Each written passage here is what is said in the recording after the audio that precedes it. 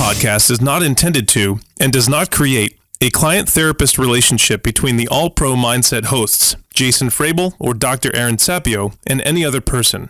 Although tips for incorporating mindfulness interventions into your daily life are offered, this podcast is not a group therapy session and is not intended to take the place of therapeutic intervention.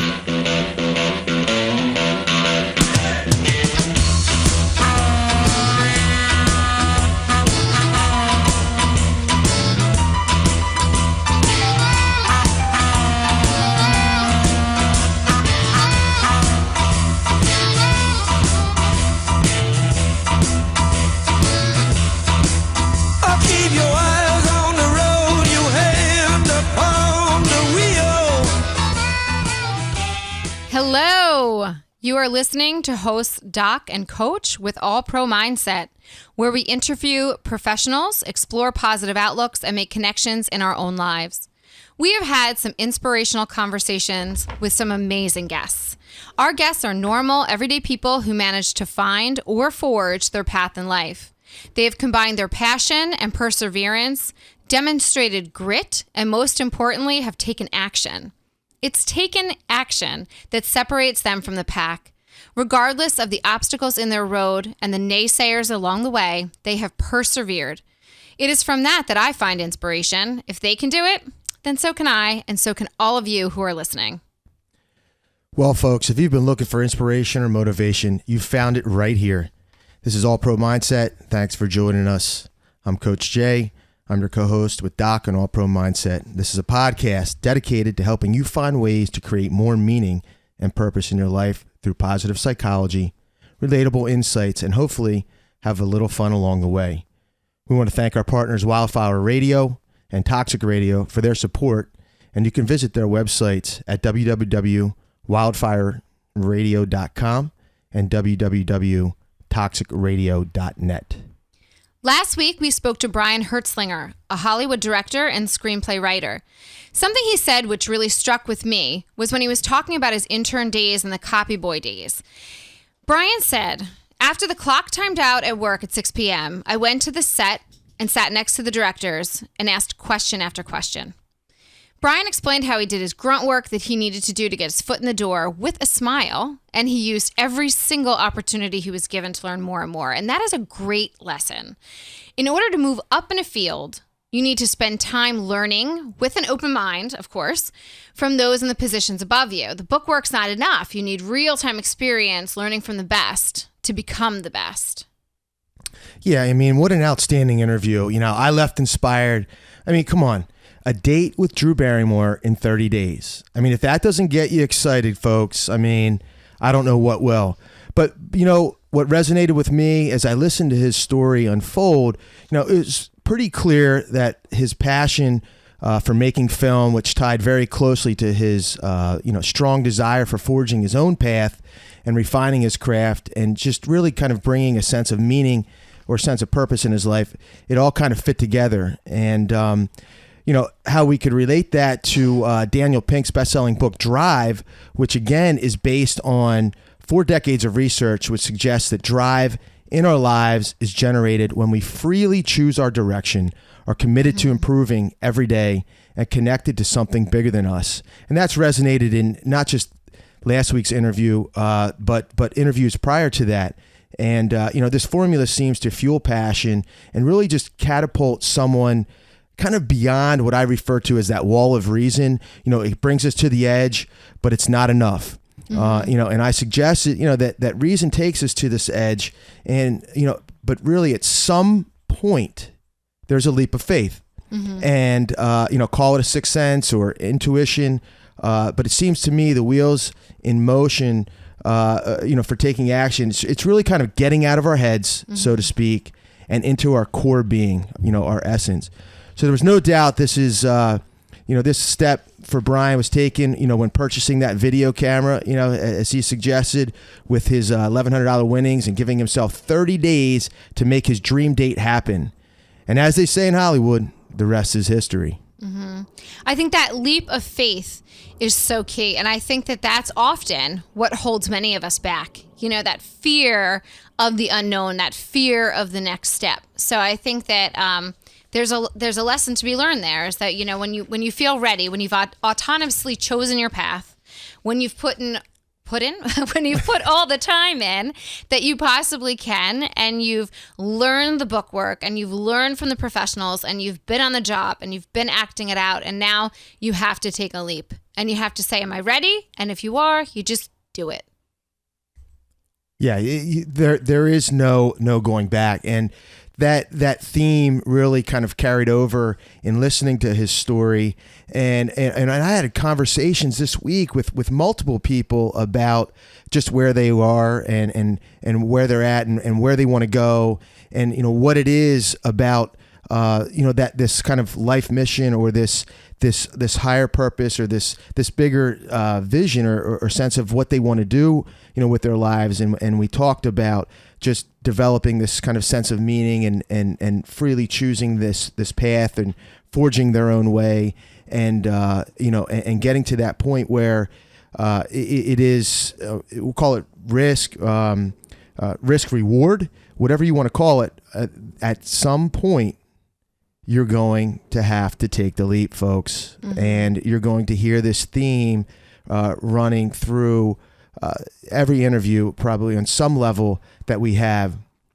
So, keep that in mind, and keep an open mind, and know that you have the ability to do it, just like our guests and anyone else out there who's really kind of forging and creating their own path in their life. Mm-hmm. And tonight we're going to be speaking with John Power, the Vice President of Casting for Warner Brothers. And I had asked him what word describes your professional path, and he responded with perseverance. So our theme tonight, therefore, is perseverance. We have covered passion, grit, and drive. So you might be thinking, how is perseverance different? And that is a very good question. Coach, how is perseverance different? Good question. Over the past few weeks, we looked at passion and more specifically harmonious passion as something we defined as choosing freely and without attachment. All right. In last week's episode, we moved a step further on to drive, and it addressed this idea of autonomy or choosing freely, but expanding to adding mastery of something and then moving to meaningful connection to something larger than us. Angela Duckworth's concept of grit is kind of marrying these two concepts of perseverance with passion.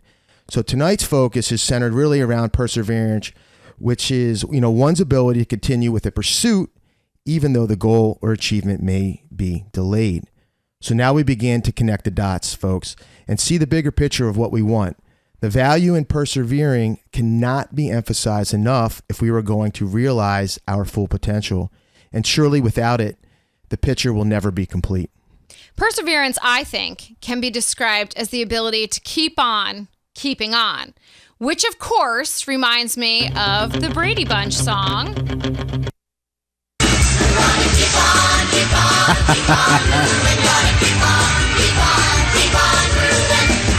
That is the best. That is ultimately the best.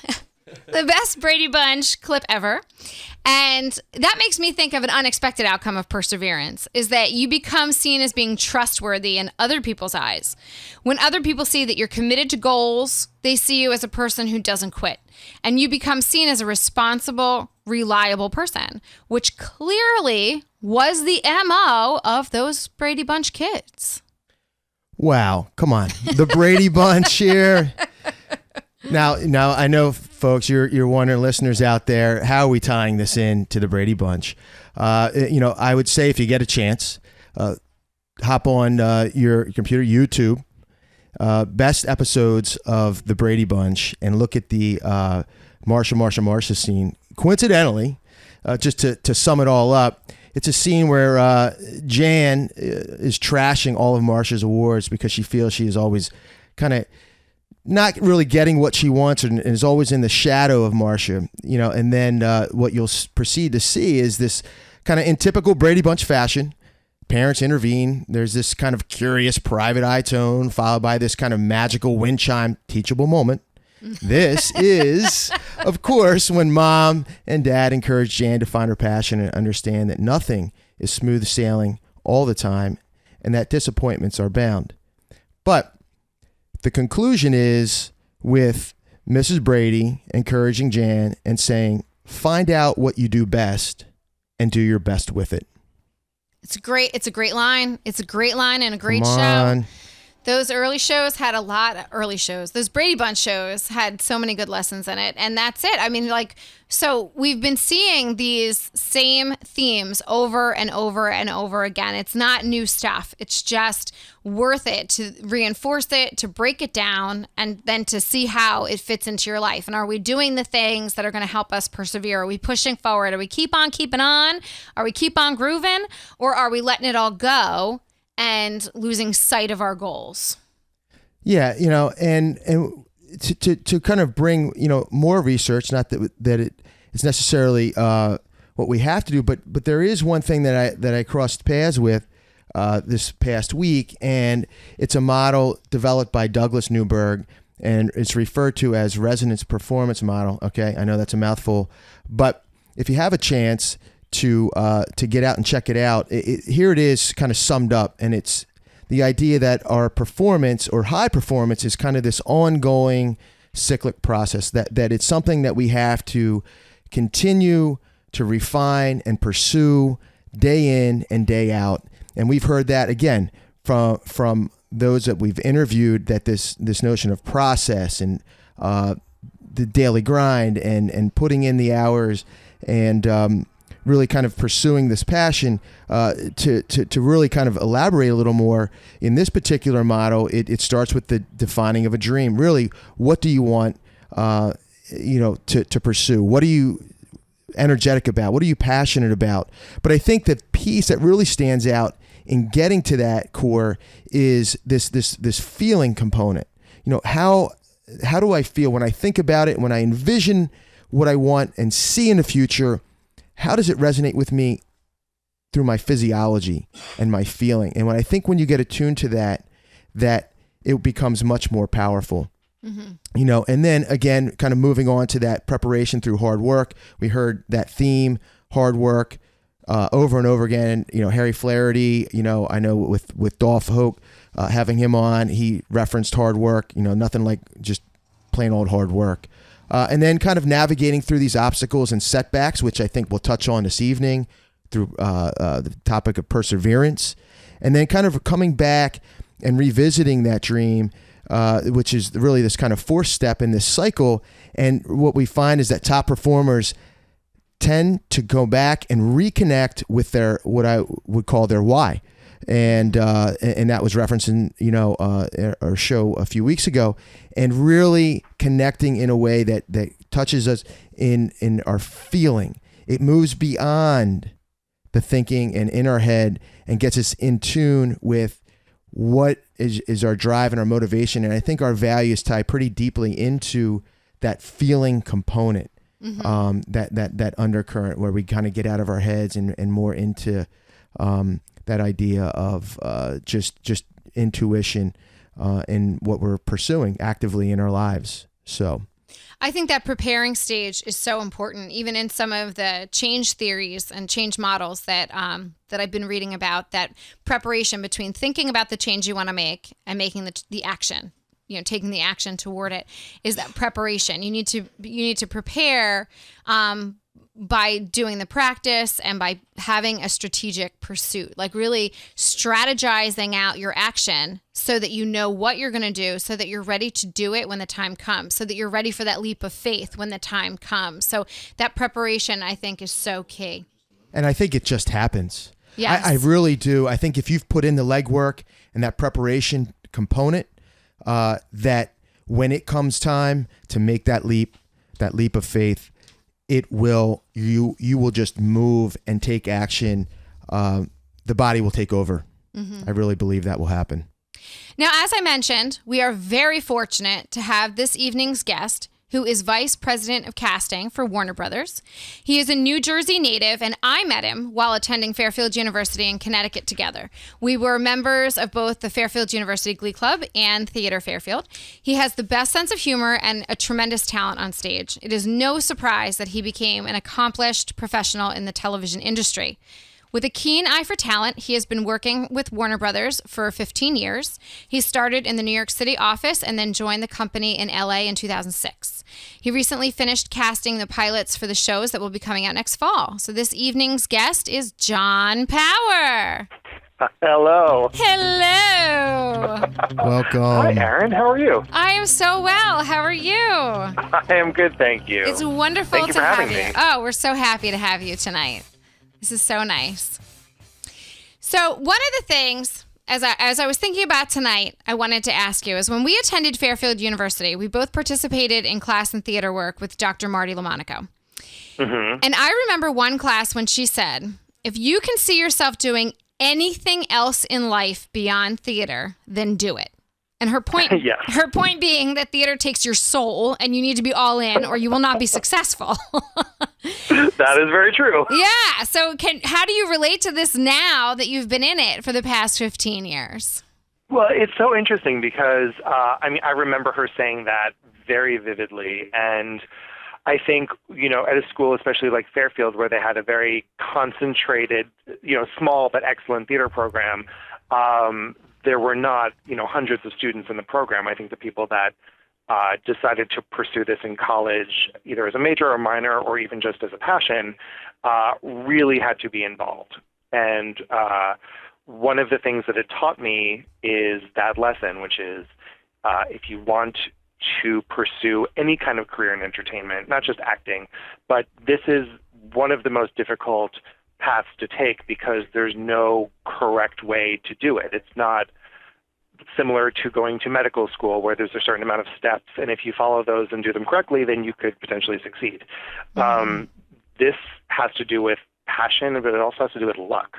Mm-hmm. And I feel very fortunate that although I have worked hard in my career, I think that I've also been very lucky at, knowing the right people at the right times, being in the right place at the right times. And I feel like ever since I graduated college, which was as scary as it sounds, 21 years ago, Can't be. I think that each of the jobs that I've had within this business, I can kind of trace to the next one. Wow. It's neat when you can look back and kind of see that connection. Yeah, absolutely. So in your line of work, I imagine that actors come to you and you go to scout out actors and that you must do a lot of travel, meet a lot of personalities. So how do you how do you manage those challenges of traveling and I'm sure jet lag and various personalities and remain your charming self all the time? Oh, thank you. Well, the good thing about my job is that I actually don't have to do a ton of travel. That's good. I go to New York hopefully a couple times a year to see theater. And the one big trip that I do every year is that I actually go to Australia to scout actors. Wow. Australia is one of the bigger kind of foreign territories where we search for actors. Mm-hmm. And if you look at, kind of who's out there on the landscape, the Kate Blanchetts, the Russell Crowes, Hugh Jackman, you can tell just from, TV, film, and theater that there are a lot of actors that come from Australia that end up here. Mm-hmm. And so one of the things that I started doing last year was my first year. I'm actually starting to plan my trip for this year, is to go to Australia and not only meet with actors, but meet with agents and develop relationship with agents down there. And there definitely is. I mean, it can be exhausting. And the other thing about having a career doing what I do is that it very much is not a 9-to-5 job. Mm-hmm. What I'm about to describe is going to sound, I think, to a lot of listeners like perks, but and I love it. But a lot of nights you have to go to see shows at a theater. I have to stay up on movies. I have to stay up on television shows, and there's a lot of TV out there right now. Mm-hmm. So a lot of my after hours does involve scouting for actors that I may not know, even if it's just going to the movies or going to a film festival. Watching something online. So that does take up time. So when you're sitting back and watching a play or a movie or a television show, you're not watching it through the same eyes that I would be watching it through, which is like purely entertainment. Like I'm just there, like entertain me, but you're looking at it from like, could I use this person? How could I use this? Right? I mean, Absolutely. Yeah. I feel like, unfortunately, the only kind of pure entertainment I get from watching television, unfortunately, is from reality shows, because I don't have to watch those with any kind of discerning eye. Right. I can just enjoy an episode of The Amazing Race or Project Runway or something. Both great shows. Yeah, I do now pretty much watch everything with, I mean, I still enjoy it, but it's with an eye toward who's that actor, or I know that actor and they're doing a really good job, or, so there definitely is an element where I view things so much differently than I used to when I was, 10 or 15 or 20.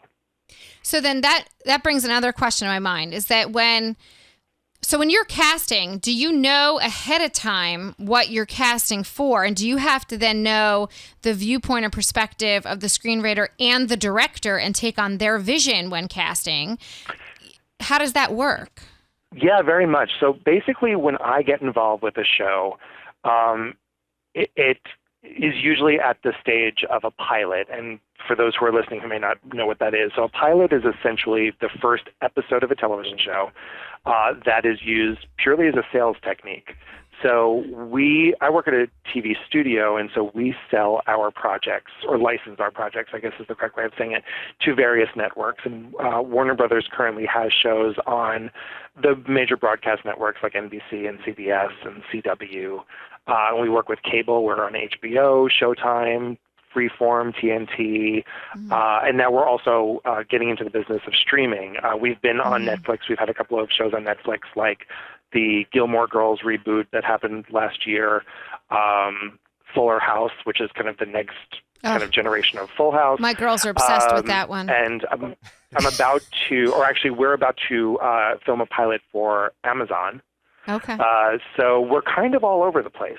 And there's a lot that happens in terms of developing the scripts and the writers, things that I'm not involved with at all.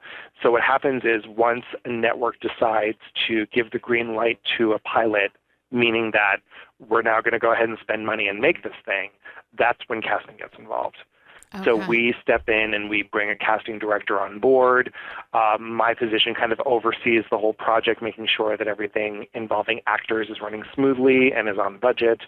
And then after we film the pilot, and we're now basically at the end of what we refer to as pilot season, which January, February, and March for us is our busiest time, because all of the shows that debut on the networks in the fall, they film now.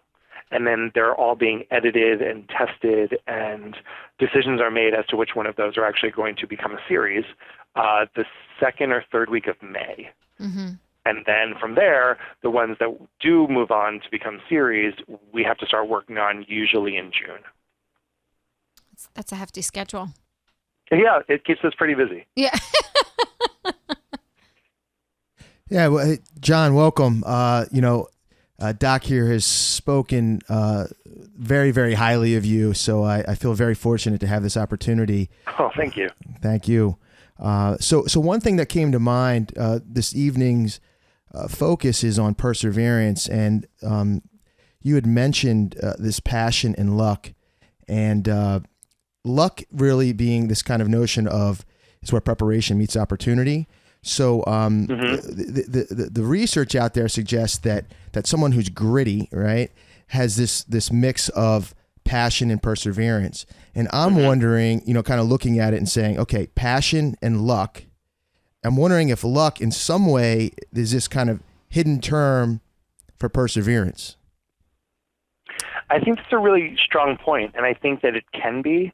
I like to think that perseverance has a lot to do with it. There are actors out there, for instance, that graduated from school and started just doing what they needed to do to get experience, and sometimes they don't really hit a career, like as a working actor for a number of years. And I do believe that is perseverance. They don't give up. They decide to do what they need to do, whether it's wait tables or drive an Uber. I mean, in Los Angeles, pretty much everybody that drives an Uber out here is an actor. So, but you do what you need to do for money. And, because if you believe in it, then I think the idea is that eventually you will find the path towards a career. And it may not be fame, but it could be a career as a working actor. And there's a lot of people, when this is also the time of year where a lot of schools are now kind of doing their showcases for their graduating classes. And we meet with the actors sometimes, and a lot of them will ask very basic questions that I wish I had answers to, like, what would you recommend as my first step be after I graduate college? And it seems kind of like a big question and kind of vague, and there's no right answer to it. But I basically tell them all, when you're 22 and you're graduating from school, you have a lot of competition because a lot of people are coming out of schools at the same time. A lot of people are starting their career.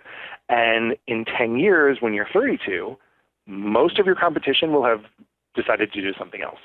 I mean, going back to Erin's point about if this is not your passion, do something else. And a lot of people can't last for 10 years deciding to wait tables or deciding to do day jobs in order to continue to go to acting classes and continue to do theater that doesn't pay. But the ones that do, it means that they can't really do anything else. And this is what they're going to do no matter what shape it takes, no matter what their career ends up looking like. And that perseverance, I really believe in and I really respect. But I do think that luck, like any career, can play into it a little bit. One of the shifts in my career happened when years ago I was working in New York City, and I was working in entertainment and working at off-Broadway theaters, and I worked on a soap opera for a little bit, and I worked for a talent agency. But what I really wanted to do was get into casting. And I interviewed a couple places, and things hadn't really gone, my way. But a friend of mine that I worked with at a theater was the casting assistant to a very big casting director in New York. He decided to leave it behind because he wanted to go to grad school for directing. And he needed somebody to replace himself in his job, in his casting job. And he knew that I wanted to get into casting, and so he recommended me to his boss. And we met, and it ended up being a love fest, and I worked with her for about almost 5 years before I moved out to California. And I think the lucky part for me was that I happened to know my predecessor from a different job, which I ended up taking because my roommate worked there. And it was just these little things that sometimes just put you in the right direction. And I'm a big believer in paying attention to those signs. If an opportunity that maybe you're a little hesitant about presents itself, even if you say no, I always believe in just at least thinking about it. Agreed. Because saying yes to certain things that I might not have said yes to has absolutely put me where I am today. Yeah. One philosophy, that I've started to kind of live by, they say, in some respect, if it's, not a hell yes, it's a hell no. And I don't know how much, that relates to your job and what you do. But, kind of looking at things, and I know that you've worked on some, and been a part of, casting for some pretty big television shows, with the West Wing, Without a Trace, and different, Smallville, among many others. So, you're in an industry where you're no stranger in working daily in a very high stakes, $1 million on the line type of deal. And, I'm wondering for you, understanding your path and kind of rise to where you are today, when you're in that casting position, if you can recognize that in those who, one of our taglines is you're all in. And I'm wondering if you can kind of see that in those that you're working with. Yes, and I'm very fortunate at the people that I work with at the company that I've been with for, now 15 years. There's such a great balance of people who have outside lives. One of the things that I think can really get a little crazy about this business is it can consume you a little bit. And so to find like a work-life balance is really important to me. And I feel like the people that I work with pretty much across the board are really great about, okay, I'm going to work as hard as I can while I'm at work. I'm really going to put my nose to the grindstone. I am all in. But at the same time, when I go home, it's important I spend time with my family. It's important I spend time with my relationships. So I really do believe in that. But to go back to your point, I think you absolutely have to be all in something like this, because if there's any hesitancy about this type of what can be a very unconventional career, then you're not going to set yourself up for success. You have to believe in yourself. You have to believe in what you do, and you have to believe in your talent.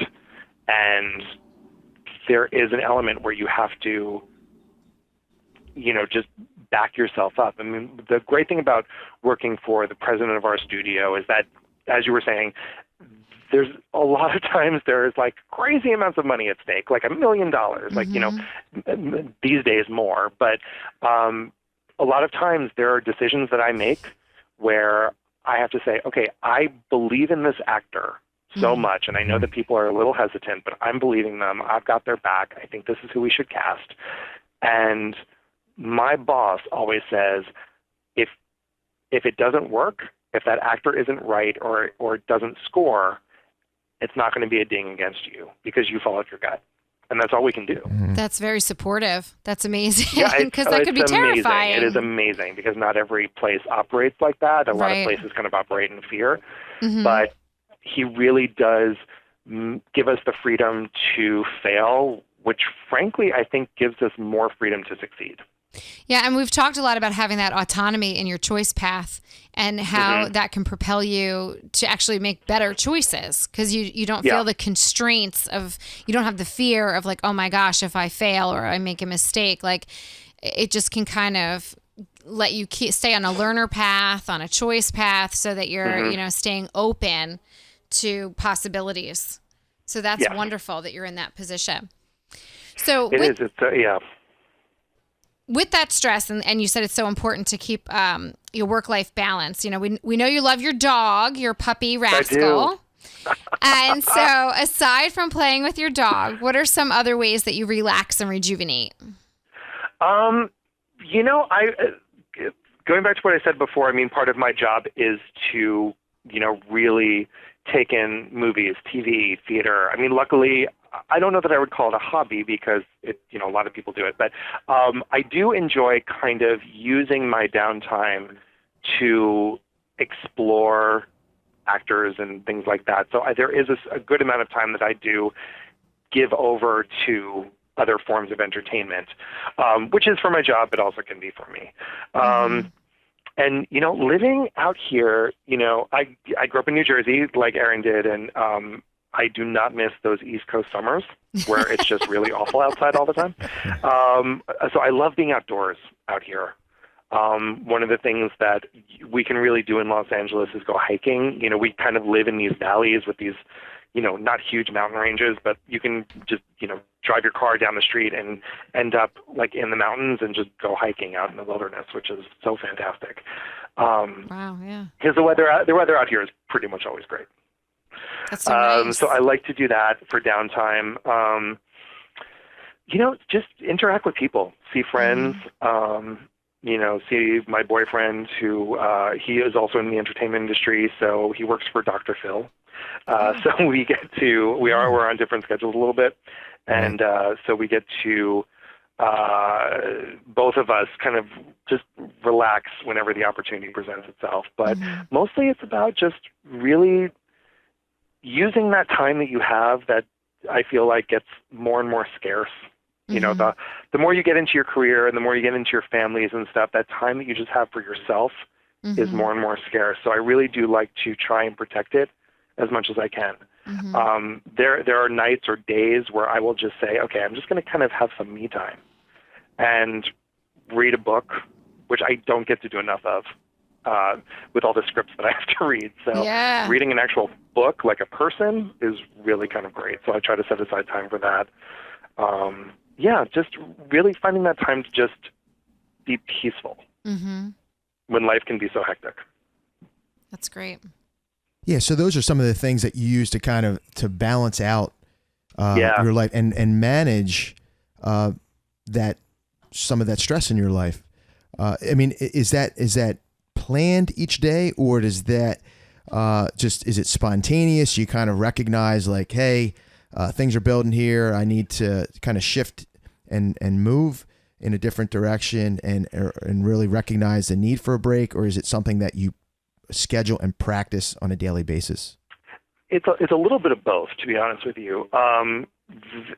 Sometimes I will literally look at my calendar and there will be a lot on there, and I will, say, okay, 6 days from now, I see a chunk of time where there's nothing going on. I'm going to not put anything there. Mm-hmm. I'm going to make sure that stays free for me so that I can be spontaneous. If friends all of a sudden decide, let's go out and grab drinks, if I want to, that's great. But I used to, and especially because there's a certain element to my free time where I do have to make plans. Like if I am going to go to the theater, for instance, I have to make sure I get tickets in advance. I have to make sure that I book out that night. Someone to take care of the dog. Like there's a lot of things that go into the schedule. So I'm the kind of person where I will set aside time for just me. But sometimes also I'll recognize like I'll be having like a crazy week, and I'll just decide, you know what, if I do one more thing, I'm going to I won't be able to keep anything straight. So I need to make sure that I just take an hour. Yeah. So I won't look at my email. I won't return phone calls, whatever it is. I'll just give myself that time to just decompress a little bit, which can be helpful. So many times I think people just keep going and going and going and going because you have to, and especially if you're responsible for other, living things, whether it's a pet, children, it's not always up to you to say, oh yeah, I'm just going to sleep in because they can take care of themselves. You have certain responsibilities that you have to pay attention to. So the one thing I've learned for myself is that I also have a responsibility for myself, and making sure that also remains a priority. I'm wondering if, in working and casting and doing these different television shows, if one stands out that maybe you started and didn't start off well, but you kind of persevered and pushed through some challenges, and then were really, really, really kind of proud of how your vision turned out. If there's one thing, or an example that can come to mind. Yeah, there is. I mean, it's the way you describe it. I guess I could apply that to pretty much every show I work on. It's usually never completely smooth from start to finish, but there are certain shows that stand out for me where I feel like I've had to fight the fight a little harder than I normally would. The shows that I work on are very diverse in terms of the, comedies, dramas. I work on superhero shows. I work on cop shows. So the good thing about what I do is that I'm never really reading the same script twice, which keeps it interesting to me. But the ones that I feel like require more work are the ones that feature more of a younger cast.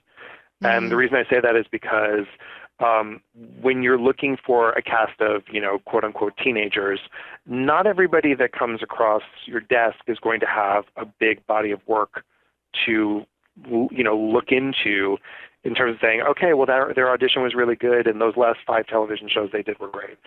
Because sometimes they don't have that much experience. So you have to really say, okay, this person gave a great audition. They don't really have anything else to go on here, but I really believe in them, and I think that they're going to be great. And sometimes it doesn't always appear that way from the beginning. Like one example that I always use is there's a show that I worked on that actually is, I feel like this is one of those weird shameless plugs. It's coming back tonight on television, but it's called Pretty Little Liars, and we're launching kind of our final 10 episodes. We've been on for 7 seasons, and it's, for those that have never heard of it, it's on Freeform, and it's about these 4 girls who go to high school, and they have these secrets that they keep that kind of pitching the show for like 7 years worth of the show is going to be impossible, but essentially these 4 girls have each other's back as this kind of cyber bully is trying to tear them apart. Okay. And we had to cast 4 girls who were supposed to be, lifelong friends, lifelong up until 16, but lifelong. So we had to have a certain amount of chemistry between our leads for actresses that probably didn't know each other. And some of the women that came in to read for this had experience, some not so much.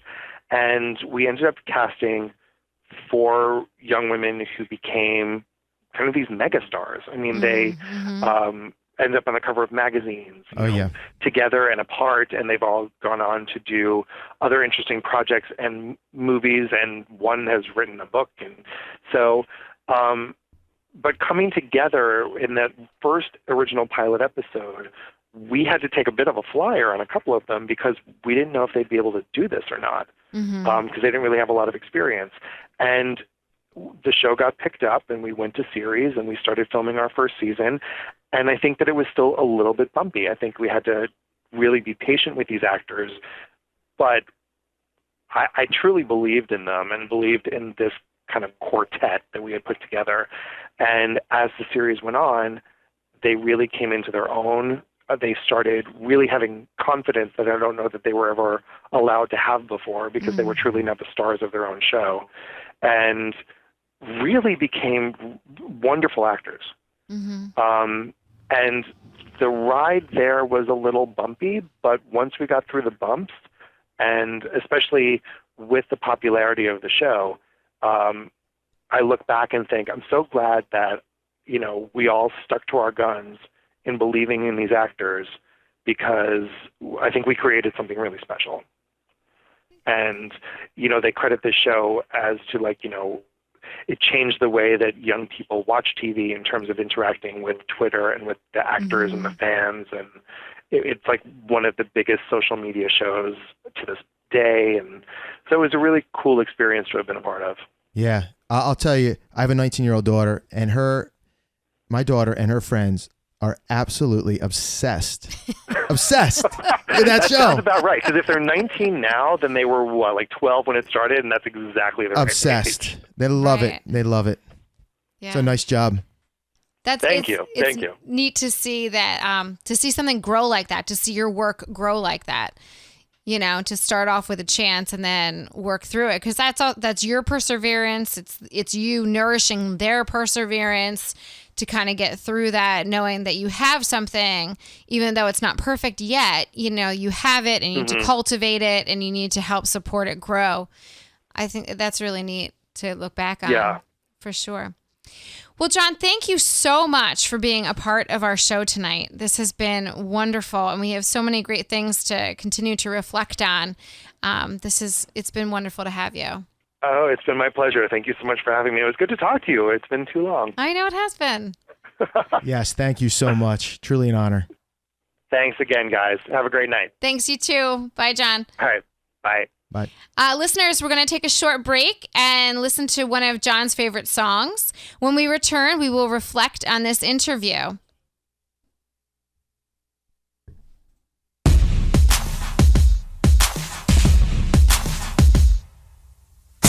You can be amazing, you can turn a phrase into a weapon or a drug. You can be the outcast, to be the backlash of somebody's lack of love. Start speaking up. Nothing's gonna hurt you the way the words do when they settle need your skin.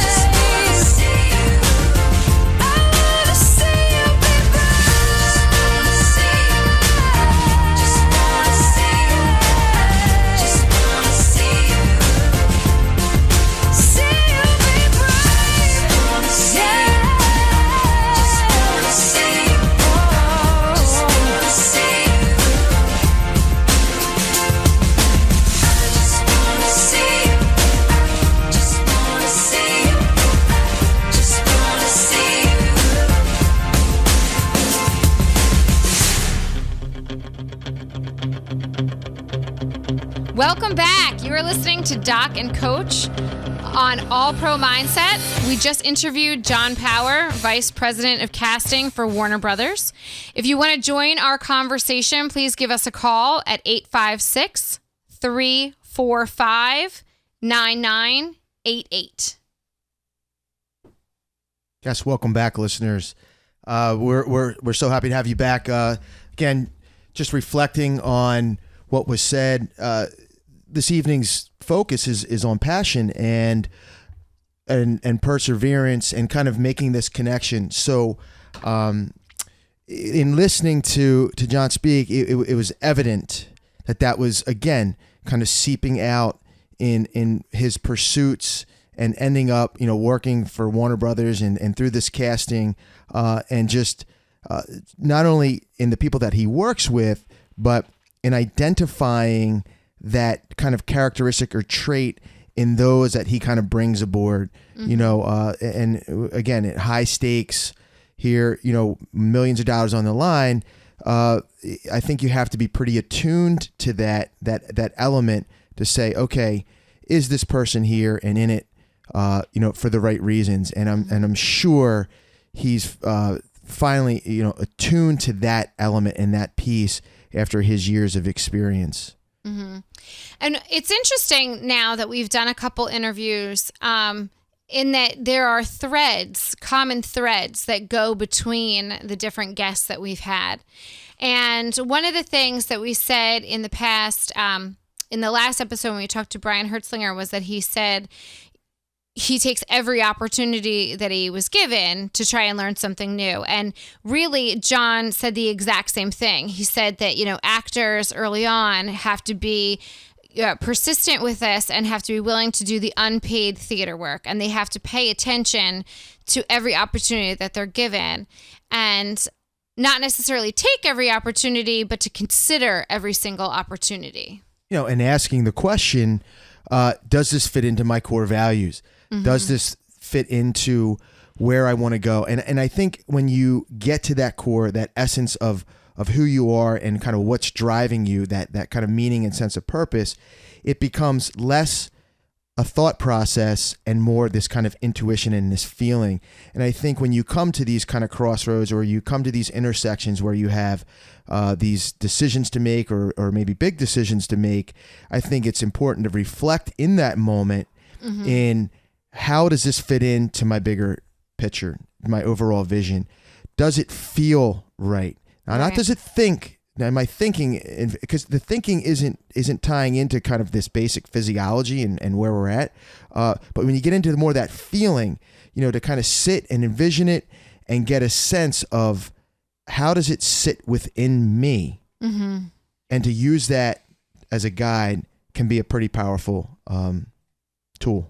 And Coach, as you said, that once you're faced with those choices, and you become more aligned with your goal and more in touch with your goal, you can really decide if that choice is a hell yes or is it a hell no. Like the water becomes less murky when you can really understand what your goals are, so that when various opportunities present themselves, you can decide what you want to do and how it fits in. And sometimes, the no is equally important to the yes, as long as you're considering the opportunity and, of course, being pleasant about it. You want to be, especially, if we're talking in the entertainment industry, you want to be pleasant. You want to be considered a workable person, somebody that they can deal with. You don't want to, and that's true in any career, any occupation. You want to be a nice person. Most people want to work with people who are kind and easygoing, Yeah, agreed. And, this perspective of, does it fit? Does it feel like a yes? Does it feel like a no? And I think with our experiences and drawing on our experiences, over time, and as we mature and get older, we can reflect on those moments, and identify that more feeling-oriented piece of, hey, you know what, that was an opportunity that presented itself, and it was the right move, and as we continue to grow and mature, and develop, and I send this message out to the athletes that I work with, with the students that I work with. I say, life can be kind of like a funnel, and as you're going through and marching through and forging ahead, that you look and reflect and you can start to eliminate many of the things that you don't want to do.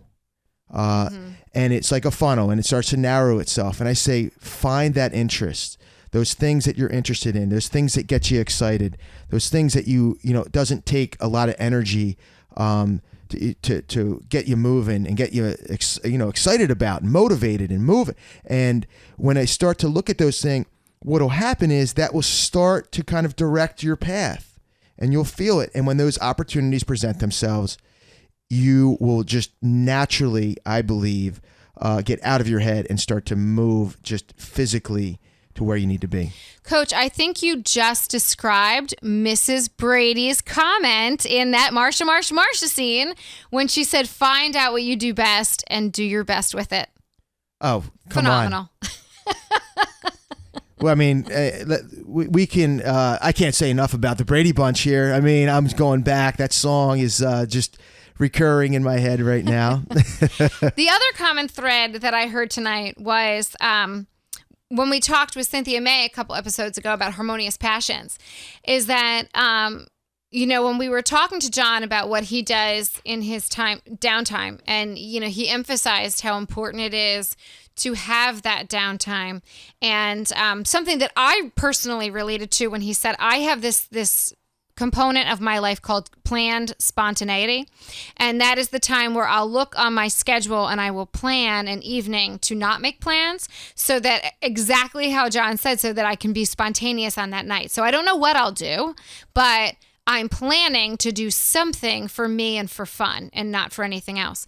But what he said is that sometimes in that planned spontaneity, so to speak, time of his, he'll still end up going to a show. He'll still end up looking out for actors because that is what he enjoys doing. So he has found his level of success because really this is his harmonious passion.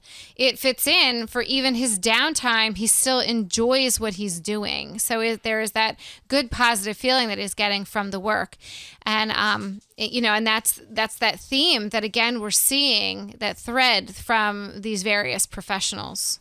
Yeah. And, being adaptable and being flexible, coming from a coaching perspective or a counseling perspective. So while, yes, it is important, absolutely important to set your sight on something, plan and prepare for that, but at the same time, kind of have this openness and willingness to be able to adapt in the moment. And I think ideally, and I relate this back to coaching and how, an athlete or one of my wrestlers, over time, the more experience that they have, the idea is that when they step on the mat, they're out to compete, that it's kind of automatic, that there's this kind of trusting in their training and their instinct while they go in with a strategy and they go in with a plan and directives, that there's moments where they have to be open and adaptable because they may potentially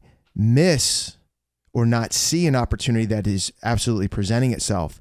Now, if I do miss that that opportunity, I also relate to them that more opportunities will present themselves over time, but there has to be this kind of willingness and this openness to be able to kind of see them and be aware of them as they present themselves. Mm-hmm. And I think that comes with time and experience, and that time and experience will directly result in persevering with something, because as you navigate through that and put more time into what you're doing, okay, and drawing from more experience, you'll become more attuned to those moments and those decisions that you will have to make, where it's more of this intuitive feel, less, again, inside my head and more inside my heart, I guess, so to speak. Nice. So listeners, thank you so much for tuning into our show tonight. We hope you found a takeaway from this episode and can incorporate the mindset of John Power into your own life. Next week, we will be speaking with Heather Giordanella of Counsel. She is a lawyer for Drinker, Biddle, and Reith, LLC, and their commercial litigation group. We will be discussing the power of full engagement. Until next time, get out there and start living your life all in.